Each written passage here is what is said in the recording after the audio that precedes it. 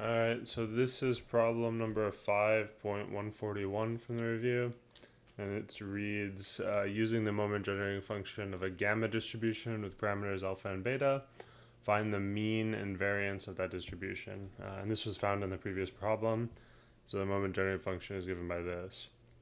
So to find the mean, so in general we have the equation to find the kth moment, so expected value of x to the k. What do? We take the kth derivative of our moment generating function in terms of t and evaluate that at t equals 0. So to get the mean, what do we want to do? We want to find the expected value of x, right? Which equals, we want to take the first derivative of our moment generating function in terms of t and then evaluate that at t equals 0. So let's find the first derivative. And since we're finding the variance, we're going to need the second derivative too, so we might as well just find both of them. So the first derivative, t, so this is going to be d over dt of m, and evaluated at t. So we're taking the derivative with respect to t of 1 minus beta t to the minus alpha power. So what do we have to do? We have to use the chain rule. We bring this down. So, right, this is like something to some power.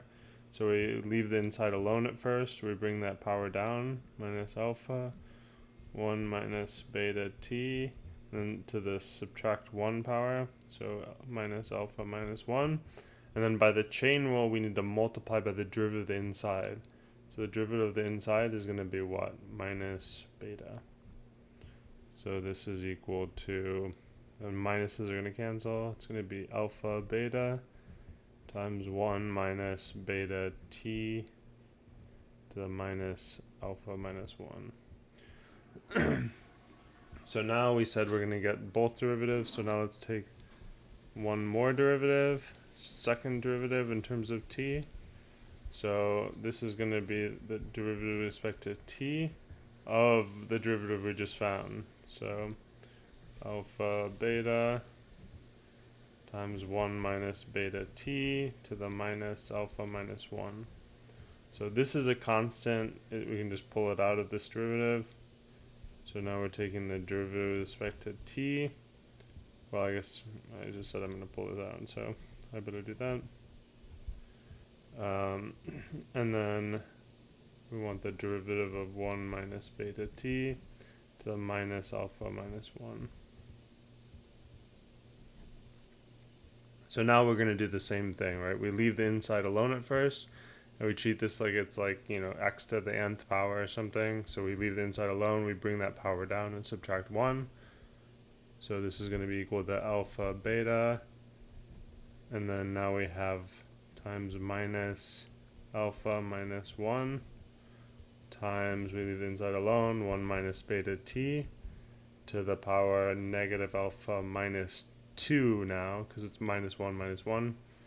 And then now by the chain rule again, we have to multiply by the derivative inside, which is again going to be negative beta. So now what do we have? We have that this is equal, so this times this is going to equal, so this is really minus alpha plus 1, right? So, and then this is minus this. So these two minuses are going to cancel. What we're going to have is, this is alpha, now we're going to have two betas, so beta squared times alpha plus 1, and then times 1 minus beta t to the power of negative alpha minus 2. Alright. So now for the mean, we just want this first derivative evaluated at 0. So this is going to be equal to alpha, beta, and then 1 minus beta times 0, which is 0, to some power minus alpha minus 1, but it's going to be 1 to some power, it's going to be 1. So our expected value is going to be alpha beta.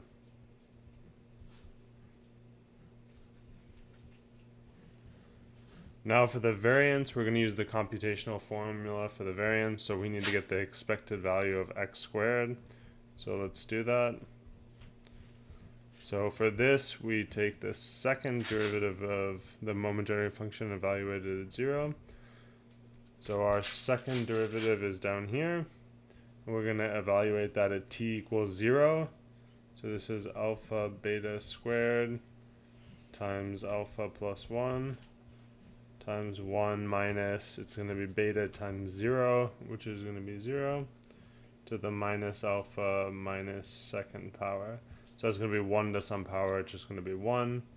So our expected value of x squared is going to be alpha beta squared times alpha plus 1.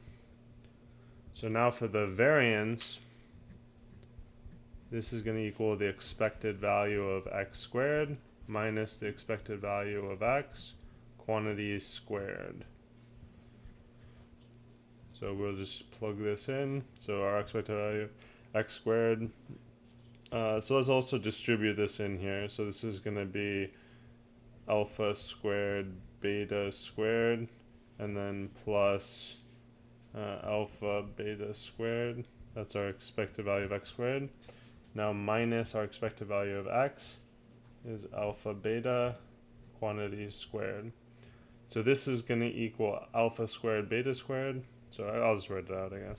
So this is alpha squared beta squared plus alpha beta squared minus now alpha squared beta squared. So these two are going to cancel. What I'm left with is our variance is going to be equal to alpha beta squared. And that is it for this problem. Wait. What? Froggy, speak. No, okay, I guess Froggy's speaking again. This is happening. So that's Froggy, go Froggy. okay. Froggy has spoken. Froggy says hello, thank you, you're welcome. Math, math, math, math, math, math, math, math. Okay, yes, math. Okay. Good.